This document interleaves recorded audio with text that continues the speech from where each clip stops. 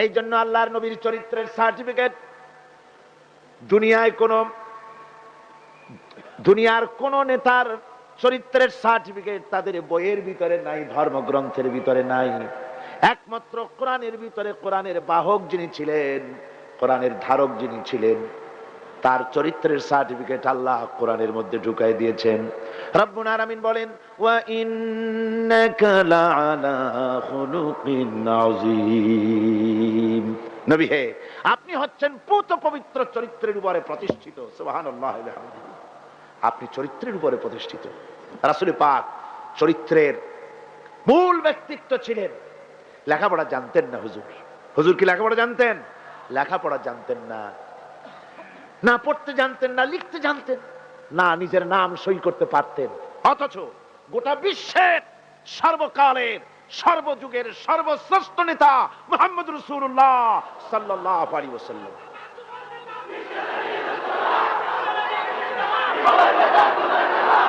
কেমন করে নেতা হলেন? সমস্ত মানুষের জন্য তিনি নেতা হলেন। কোন কলেজে ভার্সিটিতে পড়াশোনা না করে। কিভাবে? হুজুর নিজে বলেছেন, ইন্নামা বুইস্তু মুআল্লিমান, আমি পৃথিবীতে প্রেরিত হয়েছি শিক্ষক হিসেবে। জোরে কম তো, কি হিসেবে? শিক্ষক হিসেবে। কোন কলেজে পড়েন নাই। হুজুর কি কোন কলেজ থেকে গ্রাজুয়েশন ডিগ্রি নিয়েছিলেন নাকি মাস্টার্স কামেল পাস করেছেন? সুবহানাল্লাহ। নবীদেরকে আল্লাহ রাব্বুল আলামিন কোথাও লেখাপড়া করান না। তার কারণ, নবীরা যদি লেখাপড়া করতে যান তাহলে যার কাছে শিখবেন তিনি তো তার উস্তাদ হবেন, তিনি হবেন তার মুরব্বী। আর যিনি শিক্ষা দিবেন তার জ্ঞান তো সীমাবদ্ধ জ্ঞানের মানুষের কাছে তিনি শিখবেনটা কি? এই জন্য নবীদের শিক্ষক পৃথিবীর কোন মানুষ নয়, নবীদের শিক্ষক স্বয়ং আল্লাহ সুবহানাহু ওয়া তাআলা। আল্লাহ নিজে শিখাইছেন।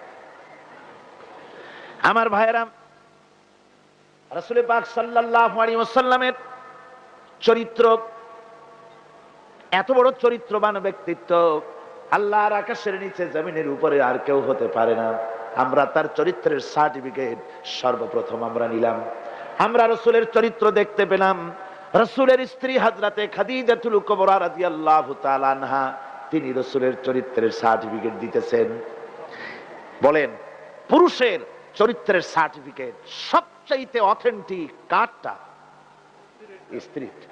স্ত্রী যে সার্টিফাই করে ওইটা হলো সবচাইতে মূল্যবান। আপনি পারেন বিদেশে গিয়া খুব বেশি জামা কাপড় গায়ে দিয়ে তারপরে বলতে পারেন যে আমি একেবারে কুতুবে জামান, ইমামুল জিন্নি ওয়াল ইনস, একটা বহুত কিছু আমি বলতে পারেন, কিন্তু আপনি কুতুবে জামান না শয়তানের খালাতো ভাই, এটা বউ জানে সবচাইতে বেশি। কে জানে সবচাইতে বেশি? বউ। স্ত্রী জানে সবচাইতে বেশি। রাসূলুল্লাহর সার্টিফিকেট স্ত্রী দিচ্ছে। সুবহানাল্লাহ। দেখুন, হুজুর যখন নবুয়ত পেলেন এবং হযরত খাদিজার কাছে পেশ করলেন, লম্বা ঘটনায় যাব না।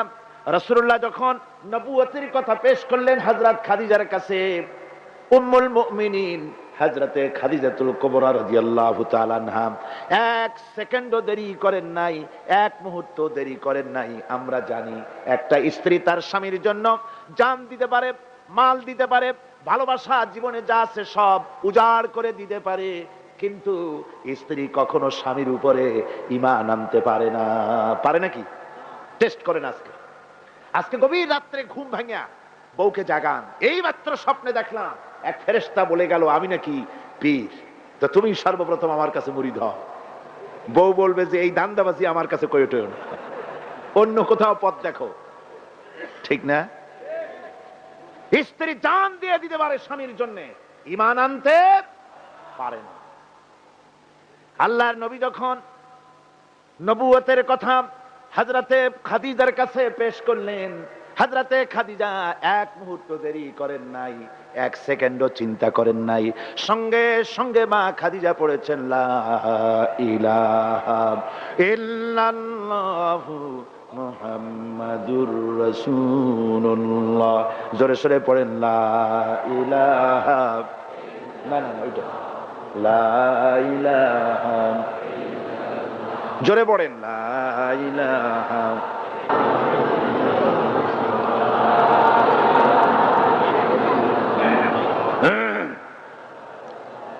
এক মুহূর্ত দেরি দেরি করেন নাই, হযরতে খাদিজা সঙ্গে সঙ্গে ঈমান এনেছেন।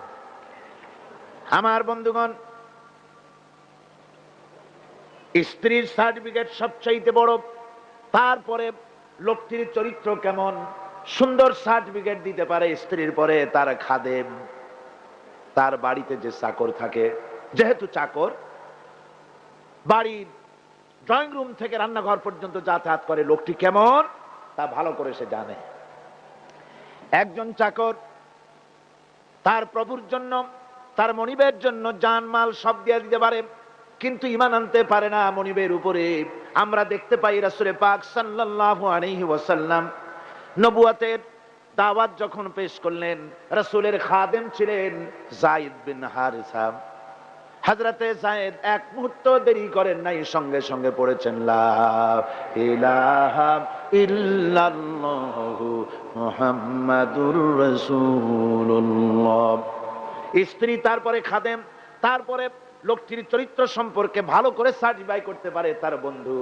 রাসূলের বন্ধু ছিলেন হযরতে আবু বকর সিদ্দিক রাদিয়াল্লাহু তাআলা আনহু। নবুয়ত পাওয়ার আগে 20 বছরের পুরানা বন্ধুত্ব। কত বছর? 20 বছরের পুরানা বন্ধুত্ব হুজুরের সাথে হযরত আবু বকরের। 20 বছরে একটা লোককে চিনতে কিছু বাকি থাকে? কিছু বাকি থাকে।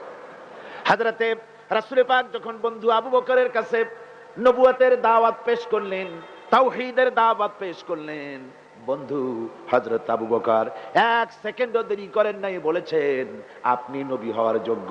যে চরিত্র আপনার ভিতরে দেখেছি সাধারণ মানুষের এই চরিত্র হতে পারে না। আমি আর মোটেও দেরি করলাম না, আমি পড়ে নিলাম আশহাদু আল্লাহ ইলাহা ইল্লাল্লাহু ওয়াহদাহু লা শারীকা লাহু ওয়া আশহাদু আন্না মুহাম্মাদান আবদুহু ওয়া রাসূলুহু। আমার ভাইরা, রাসূল পাক সাল্লাল্লাহু আলাইহি ওয়াসাল্লাম চরিত্রের দিক থেকে শ্রেষ্ঠ চরিত্রবান ব্যক্তিত্ব। আপনি বলেন এই পৃথিবীতে কোন নেতা আছে জীবনে মিথ্যে কথা বলে নাই? মোহাম্মদ, এটা কি সোজা কথা মনে করেন? সহজ কথা? সারা জীবনে একটা মিথ্যা কথা বলেন নাই, সমগ্র জীবনে একটি মিথ্যা কথা বলেন নাই, কাউকে গালি দেন নাই, কাউকে ঠকান নাই, কারো সাথে প্রতারণা করেননি। সুবহানাল্লাহ পড়ে দিল খুলে মুহাব্বতের সাথে জোরে সরে বলেন সুবহানাল্লাহ। কত বড় আযীম ব্যক্তিত্ব!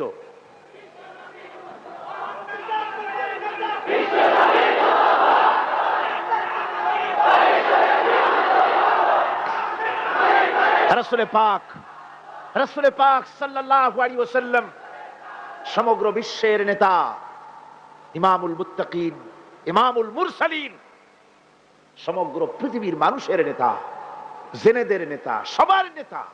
তাই তোমার নেতা আমার নেতা কে? জোরে বলেন, তোমার নেতা আমার নেতা কে?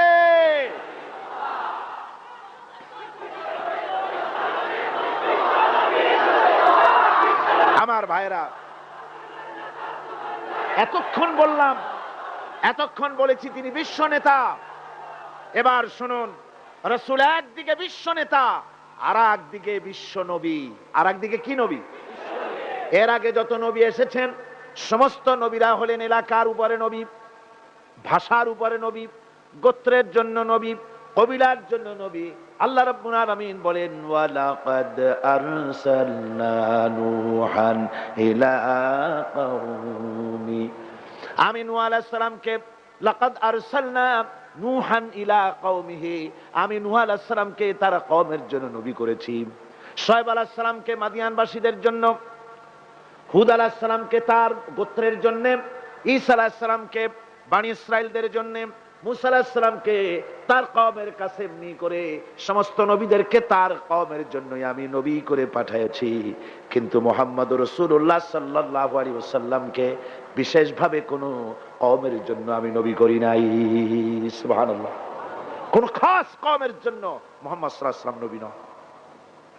তার সম্মান এই পৃথিবীতে সবচাইতে বেশি মর্যাদা কার? হুজুরে।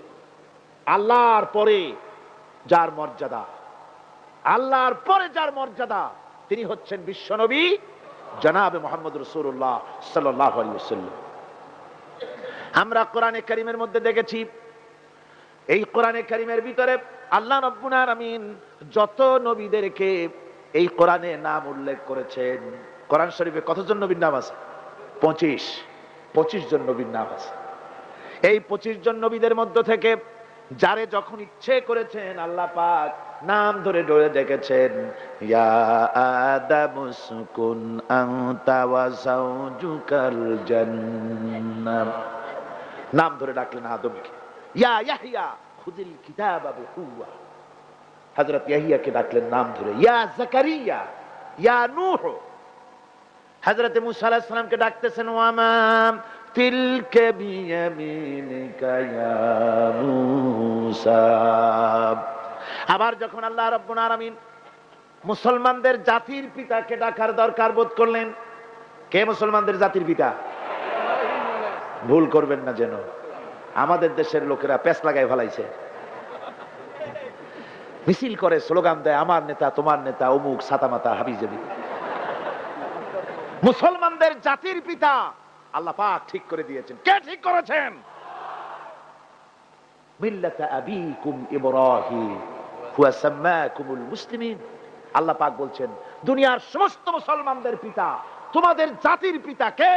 হযরত ইব্রাহিম আলাইহিস সালাম। তোমরা আন্দাজে একটা পথের থেকে ধরে নিয়ে সাতামাতা জাতির পিতা বানাইতে পারো না। তোমরা বানাতে পারো জাতির পিতা, কিন্তু ইসলামের কাছে তার জুতার ফিতার কদর নাই।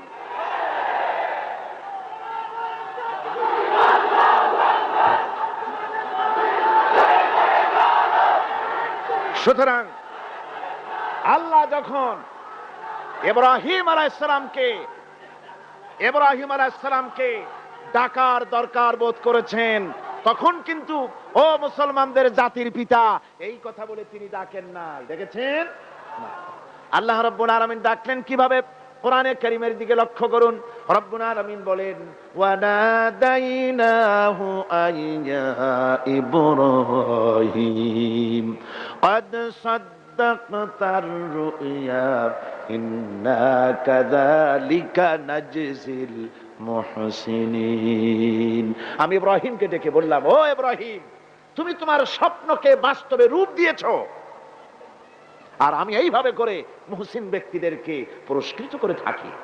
আল্লাহ পাক জাতির পিতা বলে ডাকলেন না, ইব্রাহিম নাম ধরে ধরে আল্লাহ পাক ডেকেছেন সব নবীদেরকে। কিন্তু গোটা কোরআন শরীফ, এই যে 30 পারা কোরআন, কোরআনে কারীমের প্রথম থেকে নিয়ে শেষ পর্যন্ত পড়ে দেখেন, ইয়া ইয়াহইয়া সে ইয়া যাকারিয়া, ইয়া মূসা, ইয়া ঈসা, এভাবে করে আছে, কিন্তু কোন জায়গায় ইয়া মুহাম্মদ, ইয়া আহমদ নাই। সুবহানাল্লাহ, সুবহানাল্লাহ বিহামদিহি। হুজুর কে আল্লাহ রাব্বুল আলামিন নাম ধরে ডাকেন নাই। নাম ধরে তো ডাকলেনই না। এই পৃথিবীতে কোন নবীদের তার নবীকে নাম ধরে ডাকার ব্যাপারে কোনো নিষেধ ছিল না। আল্লাহ রাব্বুল আলামিন মুমিনদেরকে বলে দিলেন, লা তাজআলু দুআআর রাসূলি বাইনাকুম কাদুআই বা'দিকুম বা'দা। তোমরা যেমন পরস্পরকে নাম ধরে ডাকাডাকি করো, এইভাবে করে আমার হাবিব মুহাম্মদ রাসূলুল্লাহ সাল্লাল্লাহু আলাইহি ওয়াসাল্লামকে কখনো নাম ধরে ডেকো না। সুবহানাল্লাহ, কখনো নাম ধরে ডেকো না। এই সম্মান আল্লাহ রাব্বুল আলামিন তার হাবিবকে দান করেছেন। এই সম্মান দিয়ে তাকে আল্লাহ পাক করলেন বিশ্বনবী। কি নবী করেছেন? বিশ্বনবী। আল্লাহ পাক বলছেন, নবী আপনি বলুন, যেহেতু রাসূলের রিসালাত হচ্ছেন বিশ্বজনীন, সার্বজনীন, কিয়ামত পর্যন্ত নবুয়ত চলবে কার? মুহাম্মদ রাসূলুল্লাহ সাল্লাল্লাহু আলাইহি ওয়াসাল্লাম। আল্লাহ রাব্বুল আলামিন বলেন, কুল ইয়া আইয়ুহান নাসু ইন্নী রাসূলুল্লাহি ইলাইকুম জামিআ। ও নবী আপনি বলে দেন, হে মানব সকল, আমি তোমাদের সকলের জন্য আল্লাহর পক্ষ থেকে রাসূল হয়ে এসেছি। সকলের জন্য আমি রাসূল। এই জন্য মুহাম্মদ সাল্লাল্লাহু আলাইহি ওয়াসাল্লাম শুধু আমাদের মুসলমানদের রাসূল এটা দাবি করা যাবে না, তিনি সকলের জন্য। আল্লাহ যেমন সকলের, আল্লাহ কি শুধু মুসলমানদের না? সূরা ফাতিহায় কি পড়ি? আলহামদুলিল্লাহি রাব্বিল মুসলিমিন পড়ি, রাব্বিল আউলিয়া ওয়াল মুত্তাকিন পড়ি, রাব্বিল কি বলে রব্বুল মুত্তাকিন পড়ি না, আমরা পড়ি আলহামদুলিল্লাহি রাব্বিল আলামিন। আল্লাহ হচ্ছেন সকলের জন্য, সকলের স্রষ্টা। আল্লাহ যেমন সকলের, আল্লাহ পাক বলেন আমি যেমন সকলের আমার নবী বিশ্ব নবীকে বানায় দিলাম, ওয়া মা আরসালনাকা ইল্লা রাহমাতাল লিল আলামিন। আমি রব্বুল আলামিন আর আমার হাবিব হচ্ছেন রাহমাতুল লিল আলামিন। আমি সকলের স্রষ্টা আর আমার রাসূল সকলের জন্য রহমত। যারা বলেন সুবহানাল্লাহ, সকলের জন্য তিনি রহমত। আল্লাহ পাক বলেন ওয়ামা আরসালনাকা ইল্লা কাফাতান লিন-নাসি বাশীরান ওয়া নাযীরা। আমি আপনাকে तमाम পৃথিবীর মানুষের জন্য সুসংবাদদাতা হিসেবে আর সতর্ককারী হিসেবে আপনাকে প্রেরণ করেছি, সকলের জন্য আপনি। আল্লাহ রাব্বুল আলামিন তার হাবিব সম্পর্কে বলেন তাবারাকাল্লাযী নাযালাল ফুরকানা আলা আবদিহি লিয়াকুনা লিল আলামিন নাযীরা।